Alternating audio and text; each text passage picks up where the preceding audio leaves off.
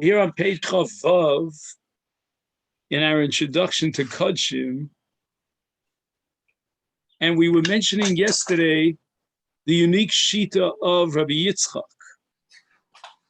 According to Rabbi Yitzchak, and there are different interpretations of Rabbi Yitzchak, but the Gemara is in Menachos in this case, on Daf Memches. You have certain karbanos which really belong to Shlomim, but they have very unique features and requirements. Like, for example, Kivsei Atzeres, which accompany the Shtei Lechem on Chag HaShvuos, and they can only be eaten in the Azara. You can't take them out of the Azara, as opposed to other Shlomim. You have different dinim that apply to Shalmi Nazir, and the Shalmi Nazir have to be accompanied by Tiglachas Nazir, and many other dinim of Zroa, of the Zroa, and Olas Nazir, Olas Yoledes, Olas Mitzora. All these karbanos are very unique. Comes along Rabbi Yitzchak, and he says that if you have a machshava shelo lishma, that would completely passel the karban. And why is that so? Rabbi Yitzchak understood that in a case of a Kohen who had a machshava of shelo lishma, and we paskin that the karban is kosher, avalo olu l'bayim l'shem chova, the karban is kosher, that's because we have a fallback position in a case of a karban chova that could be considered as a karban nedava. But in a case where the karban could not be a karban nedava, it's what we call eino ba b'nedava. Then, according to Rabbi Yitzchak, the logic dictates that the karban is completely possible, because the only way you can be machshir the karban is in this b'diavad fallback position and a category called nidava. But if there's no possibility of a nidava, then the karban is completely possible. So in these cases of kivsei atzeres, of olas nazir, olas mitzora, the case of olas yoledes, there's no such thing as a person saying, well, I volunteered to bring Shalmei Nazir or Olas Nazir. I volunteer on my own to bring Kivsei Atzeres. There is no such thing. The halacha doesn't recognize the entity of a karban nedava in these cases. Shlomim is kol b'nedava, Ola is kol b'nedava, but not an Ola that's generated by a specific gavra, like a Nazir or a Mitzora or a Yoledes. You're not any of the above. You have no right and no ability to volunteer such a karban. And if the karban was brought shelo lishma, a machshav of shelo lishma in this case could not be a karban kosher. The karban cannot be salvaged because there's no way that you can consider it a karban adult. That's the unique shita of Rabbi Yitzchak, which we discussed in part yesterday, but I wanted to clarify it today. Now, in this sugya in Menachos, the Gemara quotes Rav, who is going to comment on Rabbi Yitzchak. And Rav says the following: what about other karbanos of a Nazir and Mitzorah? Rabbi Yitzchak only mentioned the Ola of a Nazir or the Ola of a Mitzorah. What about an Asham? Both a Nazir and a Mitzorah are obligated within the constellation of karbanos that they have to bring in what we call an Asham, a karban Asham. So there's an Asham Nazir, there's an Asham Mitzorah. Now we have the following question. The Kohen had a machshav of shelo lishma. Rav says that the same compelling logic of Rabbi Yitzchak in the case of an Ola of either a Nazir or a Mitzorah should apply ipso facto in the case of a karban asham. There's no such thing as an Asham Nazir or an Asham Mitzora Binadava. You just can't volunteer to bring that karma because you're not a Nazir and you're not a Mitzora. He doesn't mention Yoletis in this context because Yoletis does not bring a carbon Asham. Therefore, Rav concludes that the carbon, in the case of Machshevet Shalol Lishma, is possible. It cannot rely on the fallback position of a carbon Nedava because these carbonos, if you're not a Nazir or you're not a Mitzvah, you cannot bring these carbonos Asham of an Nedava. There's no such thing as an Nedava.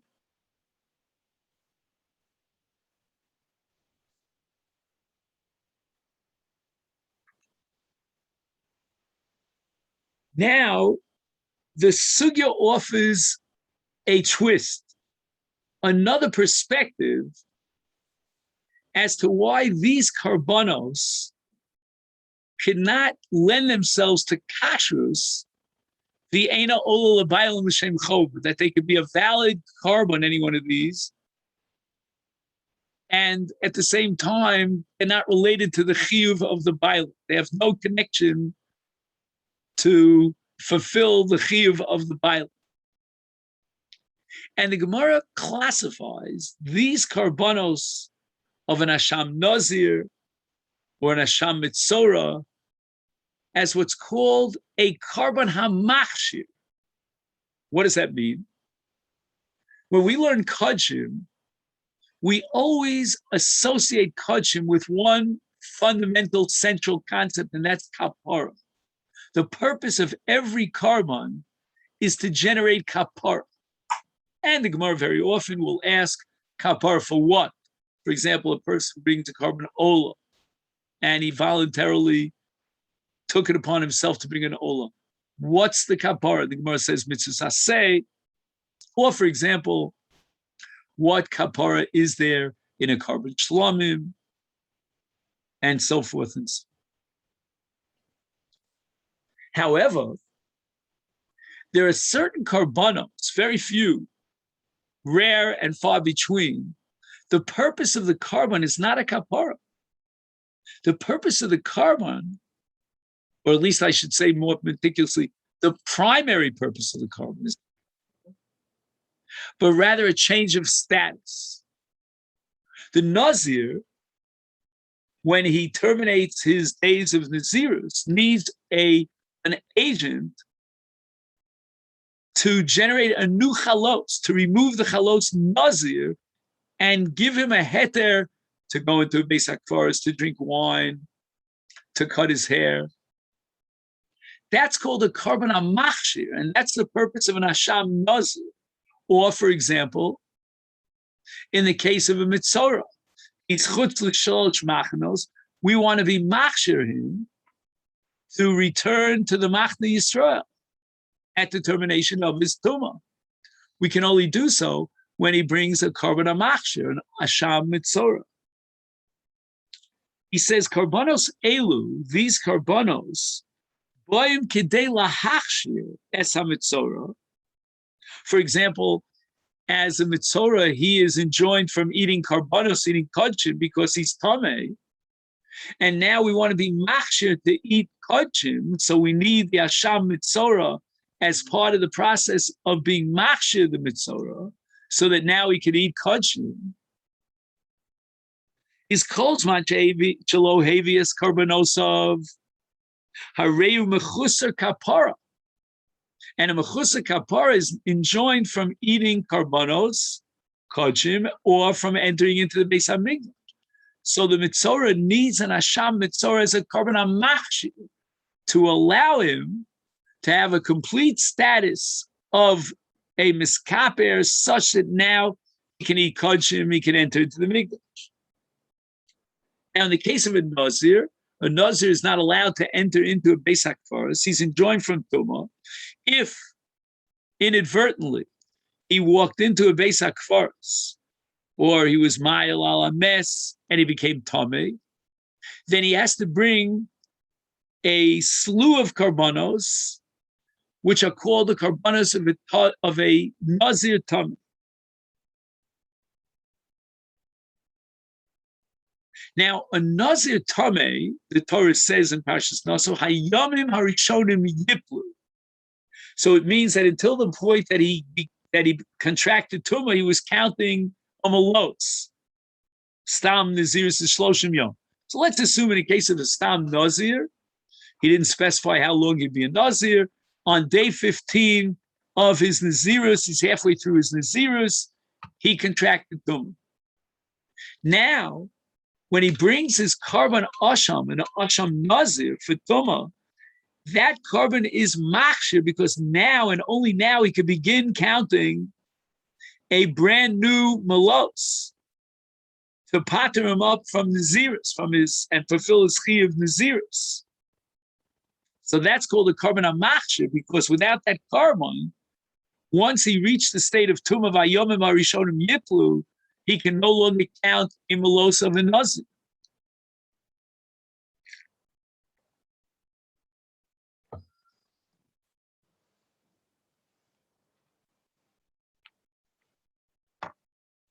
The chova of a nazir or of a mitzorah is to bring a carbon machshir. In the case of mitzorah, to be machshir him to enter into the mikdash. In the case of a nazir, to be machshir him to count his malos of nazirus. Now the Kohen took this Asham Nazir, Asham Mitzorah, and he had a machshava shalol l'shma. As a result, the carbon is possible. Says Rav, you know why it's possible? Because the entire purpose of this carbon and its justification is to be a machshir. And in a case where the Kohen had a machshava shalol l'shma, the carbon could not function and achieve its goal as a machshir. The carbon, therefore, loses its entire status. It is not able to continue and achieve its fait accompli. It's a done deal. It cannot achieve its purpose as a machshir. So what are you going to tell me? Rav says that if the carbon is not a machshir, then it cannot come b'nedov. There's no way that you can voluntarily take upon yourself an Asham Nazir and Asham Mitzorah. The essence of the carbon is a machshir. But you don't need that machshir. You're not counting the main Naziris. You're not a Nazir. You don't have to bother with can you go into the mikdash or not. You're not a Mitzorah. And the entire halacha of machshava shalol l'shma and kashrus hakarbon is within the framework of a carbon adava. But a carbon machshir cannot possibly serve as and come as a carbon adava.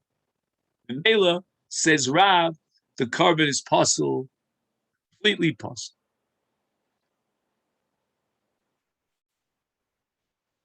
Okay, now we get to a concept called him ein basar ein dam. This is a sugya in Masechta Pesachim. You know that half of Masechta Pesachim is Kodshim. What happens now is that the Kohen shechted the animal, the carbon. He was makabel the dam. He may have even been molech the dam. But before the zrika, which is, as we always said, the culminating avoda, the basar of the carbon contracted tumah, or even more radical, the basar of the carbon was never, it was completely lost. Same thing could apply to the emurim, whether it's the basar nechal in certain carbonos, or even the emurim that requires haktara, it was tameh, or it got lost. So Rabbi Yeshua coins the following principle. Im ein basar ein dam. We will not go through with the zrika. The purpose of the zrika is to be matir the basar, whether it means to be matir the emurim faktor al gabi marocha samizbeach, or to be matir the basar that's not emurim, that's nechal lekonim or nechal lebaylim in the case of Shlomo. If you don't have basar and the zrika could not be matir the basar, then there's no point to the zrika. Imagine a carbon with shchita, but without zrika. It's meaningless. It's totally possible. And why? Because the zrika is only justified if it's going to be matir the basar. But it can't be matir the basar if it's tameh. It cannot be matir the basar if the basar is lost. Hence, there's no point to the zrika. That's Rabbi Yeshua. However, Rabbi Eliezer says, "Dam afal pishein basar."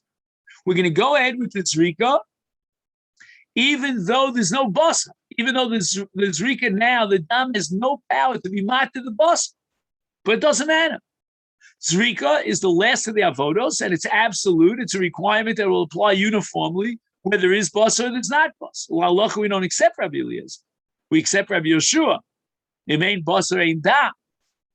But the sheet of Rabbi Eliezer is fascinating, that you can have a meaningful zrikas adam, even though the dam doesn't affect in any way the basar. But nevertheless, it's an avodah of the carbon, and it's machshir of the carbon. La'alocha ein basar ein dam.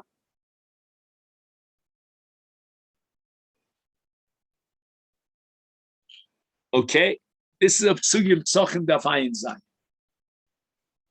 Now the Gemara comes up with what I call a curveball, and the Gemara says, "Wait a minute. You know what it means? Ein basar ein dam. Ein basar klal. There's no basar for achilas adam, meaning kohen or the bailim, and there's no basar for murim. Everything became tamei, or all the basar was lost.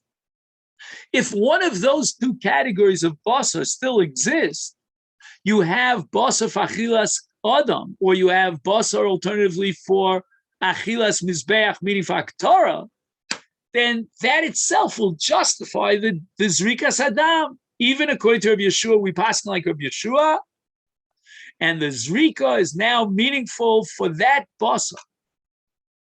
That is either basar li adam or basar li murim for the mizbeach.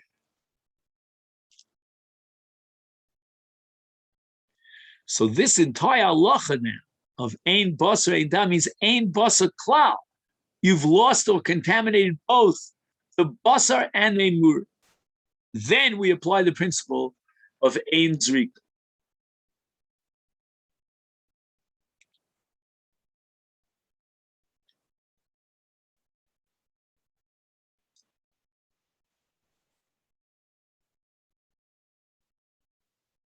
Now, there's one variable in this equation that we haven't mentioned, which is going to shed a whole new light on this sugya of him, ein basar ein dam, and that is the tzitz.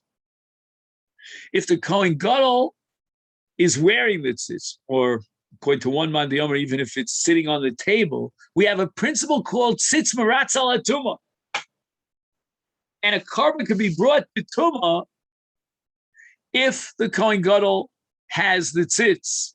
The tzitz magically removes the tumah, so to speak, as far as the ability of bringing this carbon. Now, what that means is that you will be zorik dam, even according to Rabbi Yeshua, if there's a tzitz.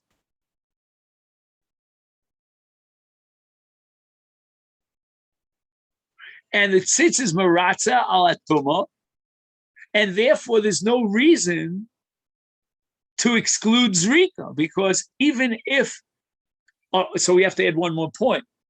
The tzitz is maratza al tumah, but it's not matter the achilas habasar if the basar is tumah. So when the basar contracts tumah, you could talk about the carbon being a ritzui, meaning the carbon is chal, it's valid, and it generates ritzui. But you cannot talk about being matter the basar b'achila. The basar is tameh, and the tzitz doesn't magically convert tumah into tara. So now we have a case where even Rabbi Yeshua would agree that despite the fact that the zrika is not matir the basar, we will still go ahead and be zorik the dam as a separate kiyum carbon. Tuma, but the answer is tzitz. The tzitz is marat al tum. However, that's on a doraisa level. Now we get to the Gzeras Chacham. The Chachamim said, no Zrika. We don't want to have Zrika in this case. Because the ideal Zrika is to be matir the basar and a murim, which we cannot do in this case, even if there's a tzitz. But b'di'eved, if the Kohen went ahead, he was zorek the dam, the carbon is kosher. Because the tzitz is maratz al tuma, and we're going to consider it as if the zrika was matir the bas.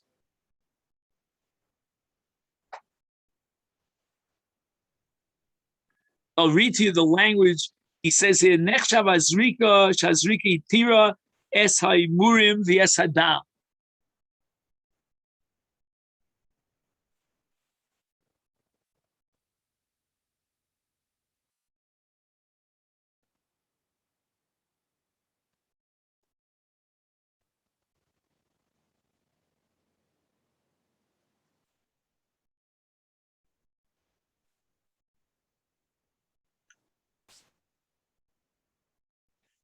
I hope I'm reading this correctly. But I think what he's saying is that although the tzitz cannot be matir the basa b'achila, but it's considered as if the zrika itself was matir the basa. There are two processes going on over here. One is inherent in the basar, and the other is inherent in the zrika. Because of the tzitz, the zrika is really inherently being matir the basar. It could be that heter achila in the basar will not be yotze lefoel. It would not come into actuality because there's a din inherent in the basar. And if the basar is tamei, there's no achila of basar kodshim tmein. Take it out to the Beis HaSreif. But that doesn't undermine the koach inherent in the zrika, that the zrika per se, relying on the effect, on the efficacy of the tzitz, is matir the bas.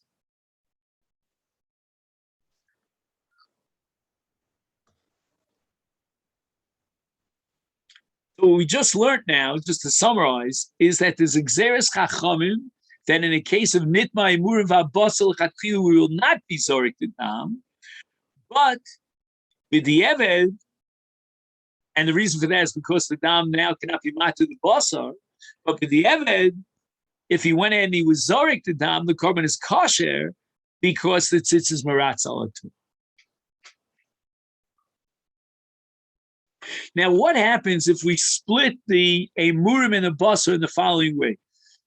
Haimurim avdu v'abasar nitmu.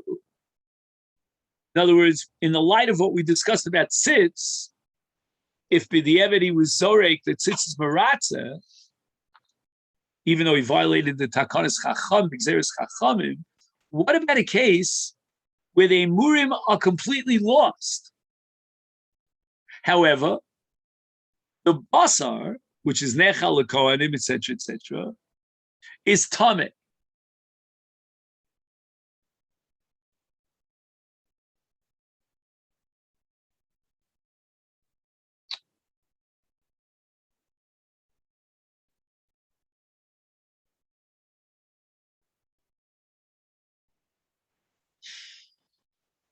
Can we say in this case that at least vis-a-vis the basar, the zrika is able to be matir the basar by virtue of the agency of the tzitz? I have to admit that the tzitz can do nothing here for the emurim, because the emurim were nevdu. They were completely lost off the face of the earth. They don't exist anymore. So that magic we cannot attribute to the tzitz. But at least as far as the basar is concerned, which contracted tumah but was not lost, we have the halacha that sits is maratz al atuma, hence the zrika could be meaningful as far as the basars.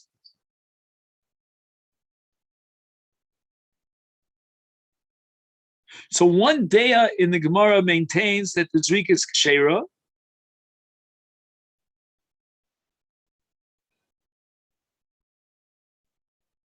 and that means because his ritzit sits, and the other man, the Omer says no. The zrika is not a zrika kshera.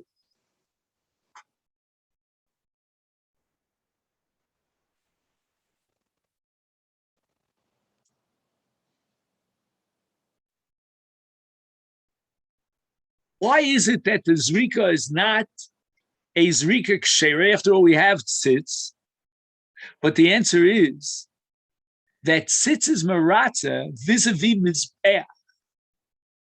Now, the Torah, the emurim, which are niktar al gabi mizbeach, were totally lost. They don't exist anymore. So the best you can do with tzitz is to be matir the basar lachila. But we have a principle according to this Madi Omar, ein hatzitz maratza al ha'achilos, that tzitz could have no impact on a nechal, that which is eaten by Adam. So here, nitma basar, the zrika clearly in and of itself cannot be matir the basar, and not only that, the tzitz cannot impact on the basar because ein hatzitz maratza al ha'achilos.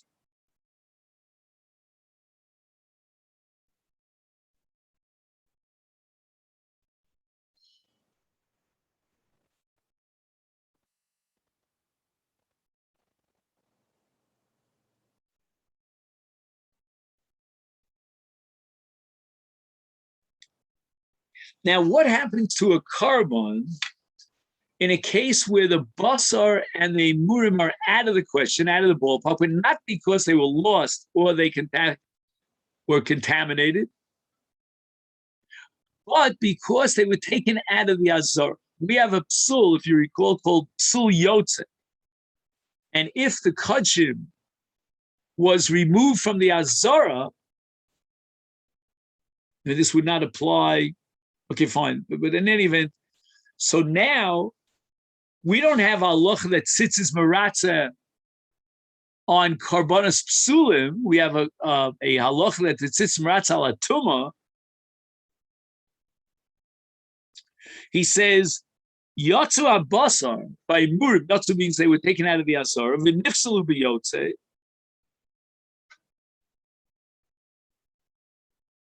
So the Gemara establishes that according to Rabbi Yeshua, at least, hatzitz maratza. I'm sorry. Leave out tzitz because again, we're not talking about tuma now. We're talking about a psul yotze. So now we have to go back to the zrika itself.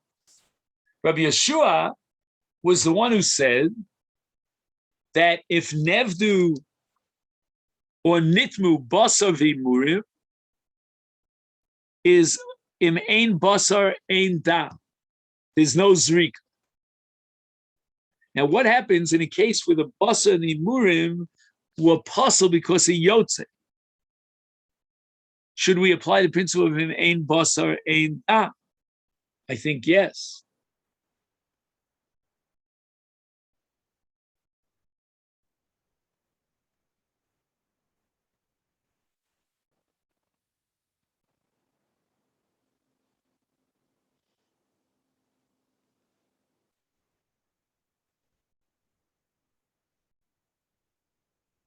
L'shitas Rabbi Yeshua, l'chatchil lo yizrok v'im zorak hakorban kosher. That's a hell of a chidush, and we only said that zrika could be meaningful in the context of tuma because of tzitz, but im ein basar ein dam according to Rabbi Yeshua, and there's no zrika if it cannot impact on the basar. The basar is already possibly been yotze.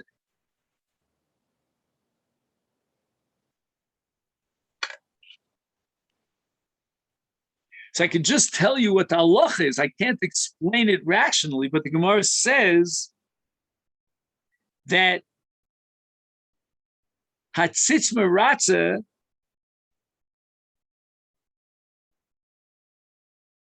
Al Yotze.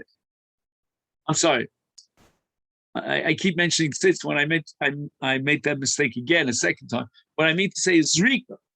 That the zrikas adam is meaningful for yotze, moelis liyotze. The nechshav shazrika hitiras haimur vesabos. I mean that's impossible. A murv and the boss are psulim, apostle because of yotze.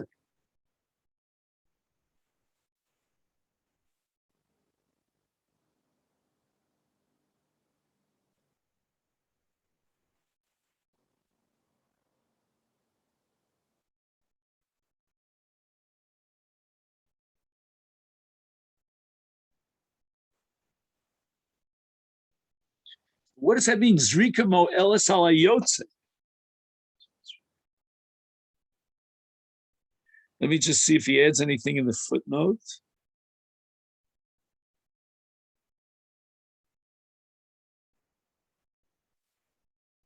Oh, he just tells you they're looking tosis.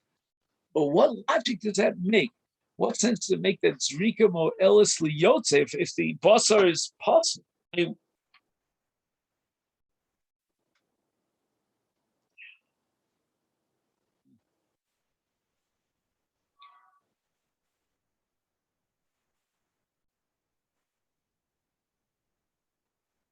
that's what it says here. It says Zrika mo elis liyotze.